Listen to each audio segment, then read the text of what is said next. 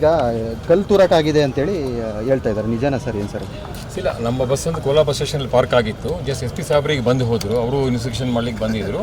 So ಈಗ ನಮ್ಮ ಚಾಲಕ ನಿರ್ವಾಹಕರು ಈಗ ಸ್ಟೇಷನ್ಗೆ ಹೋಗಿದ್ದಾರೆ, ಅವರಲ್ಲಿ ಒಂದು ರಿಪೋರ್ಟ್ ಕೊಡಲಿಕ್ಕೆ. ಸೊ ಬಿಸಿಲಲ್ಲಿ ಬಸ್ ನಿಂತಿತ್ತು, ಸೊ ಅದನ್ನು ಹೊರಗಡೆಯಿಂದ ಸರಿಯೋದು ಚಾನ್ಸಸ್ ಕಡಿಮೆ ಅನಿಸುತ್ತೆ. ಯಾಕಂದರೆ ರಸ್ತೆಯಿಂದ ಆ ಕಡೆ ದಾರಿ ಇರಲಿಲ್ಲ, ಈ ಎಡಗಡೆ ಕಲ್ಲು ಬಿದ್ದಿರೋದು ವಿಂಡೋ ಗ್ಲಾಸ್ಗೆ ಯಾರಿಗೇನು ತೊಂದರೆ ಆಗಲಿ. ನಮ್ಮ ಚಾಲಕ ನಿರ್ವಾಹಕರು ಬಸ್ಸಲ್ಲಿದ್ದರು ಅಂತ ಹೇಳ್ತಾರೆ.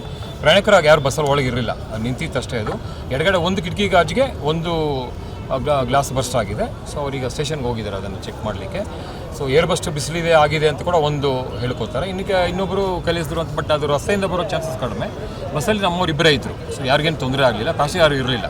ಸೊ ಹಾಗಾಗಿ ಇದನ್ನು ನಾವು ಇನ್ನೂ ಪರಿಶೀಲನೆ ಮಾಡಬೇಕಾಗ್ತದೆ, ಎಕ್ಸಾಕ್ಟ್ಲಿ ಏನಾಗಿರ್ಬೋದು. CCTV ಫುಟೇಜ್ ಚೆಕ್ ಮಾಡ್ತೀವಿ. ಸೊ SP ಸಾಹೇಬರು ಅವರು ಬಂದು ಹೋದ್ರು, ಈಗ ಅವರು ಅದನ್ನು ಪರಿಶೀಲನೆ ಮಾಡಿ ಅಂತ ಹೇಳಿದ್ದಾರೆ.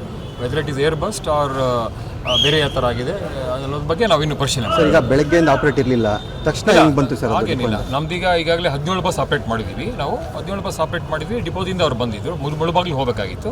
ಸೊ ಪಕ್ಕದ ಪ್ಲಾಟ್ಫಾರ್ಮಲ್ಲಿ ನಿಲ್ಲಿಸಿದ್ರು ಅವರು. ಸೊ ಅವರಿಬ್ಬರೇ ಇದ್ದಾಗ ಈ ಥರ ಗಟ್ಟಿ ಆಗಿದೆ ಅಂತ ಹೇಳ್ತಾ ಇದ್ದಾರೆ. So whether it is stone throw ಅನ್ನೋದು ನಮಗೆ ಇನ್ನೂ ಕನ್ಫರ್ಮ್ ಆಗ್ತಾ ಇಲ್ಲ, ಯಾಕಂದರೆ ಅಲ್ಲಿ ನಾವು ಫುಟೇಜ್ ಚೆಕ್ ಮಾಡಬೇಕಾಗಿದೆ. ಸೊ ಏರ್ ಬಸ್ಟ್ ಅಂತ ಒಂದು ಆಪ್ಷನ್ ಇದೆ, ಬಿಸಿಲಿಗೆ ನಿಂತಿದ್ದಾಗ ಏನು ಅಂತ ಹೇಳ್ಬಿಟ್ಟು ಅದು ನಾವು ಹೃದಯ ರೋಗ ಮತ್ತು ಹೃದಯ ಶಸ್ತ್ರಚಿಕಿತ್ಸೆ, ವ್ಯಾಸ್ಕುಲರ್ ಶಸ್ತ್ರಚಿಕಿತ್ಸೆ, ಸಮಗ್ರ ಹೃದಯ ಆರೈಕೆ ಸೇವೆಗಳಿಗಾಗಿ ನಿಮ್ಮ ವಿಶ್ವಾಸಾರ್ಹ RL Jalappa Narayana heart centre, STUMC campus, Tamaka, Kolar. 1800300309 ಇಲ್ಲ, ಖಂಡಿತ ಬಲವಂತ ಏನಿಲ್ಲ. ಈಗ ಅವರು ನಮ್ಮ ಖಾಸಗಿ ಚಾಲಕರಿದ್ದಾರೆ, ಮತ್ತು ನಮ್ಮ ಇವರಿದ್ದಾರೆ, ನಮ್ಮ ಹೊಸ ಸಿಬ್ಬಂದಿ ಕೂಡ ಇದ್ರು, ಬೇರೆಯವ್ರ ನಮ್ಮ ರೆಗ್ಯುಲರ್ಸು ಹೋಗಿದ್ದಾರೆ. ಸೊ ಅವರಿಗೆ ನಾವು ಈಗ ತಾವು ನೋಡ್ತಾ ಇದ್ದೀರಿ, ಇದುವರೆಗೆ ಏನು ಘಟನೆಗಳೇನು ಆಗಿರಲಿಲ್ಲ. ಇದು ನಿಂತ ಕಡೆ ಆಗಿದೆ ಅಂತ ಹೇಳಿದ್ದಾರೆ, ರಸ್ತೆಯಲ್ಲೇನು ಆಗಿಲ್ಲ ಇದು ಬಸ್ ಸ್ಟ್ಯಾಂಡಲ್ಲಿ. ಆಗ ನಿಂತ ಕಡೆ ಏರ್ ಬಸ್ಟ್ ಆಗಿರೋ ಚಾನ್ಸ್ ಇರ್ಬೋದು, ಅಥವಾ ಅವ್ರು ಏನು ಹೇಳಿದ್ದಾರೆ ಅದು ನಾವು ಪರಿಶೀಲನೆ ಮಾಡ್ತೀವಿ. ಸಿಬ್ಬಂದಿ ಏನು ಹೇಳ್ತಿದ್ದಾರೆ ಸರ್?